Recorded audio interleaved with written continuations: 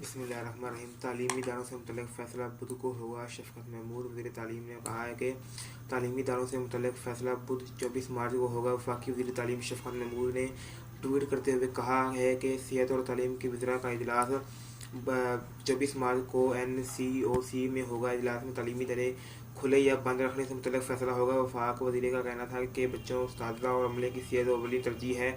انہوں نے تسلیم کیا کہ کورونا وائرس کی تیسری لہر خطرناک نوعیت کی ہے اور سنجیدگی سے جائزہ لینے کی ضرورت ہے۔ جمعہ کو پنجاب کے وزیر تعلیم مراد راس نے بتایا تھا کہ صوبے میں کورونا کے حالات کا جائزہ لے کر چھٹیوں سے متعلق فیصلہ کریں گے اور اسکول کھلنے سے یہ پہلے دوبارہ میٹنگ ہوگی۔ NCOC کے مطابق 24 گھنٹوں میں 3667 نئے کورونا کیسز رپورٹ ہوئے ہیں۔ ایک روز میں مزید 44 افراد کورونا وائرس کے باعث انتقال کر گئے، جبکہ سب سے زیادہ پنجاب میں 30 اموات، خیبر پختونخوا میں 6 اموات ہوئیں، سندھ میں 1، اسلام آباد میں 4 اموات، شمال کشمیر میں 3 اموات ہوئیں۔ کورونا سے مجموعی اموات کی تعداد 13,843 ہو گئی ہے۔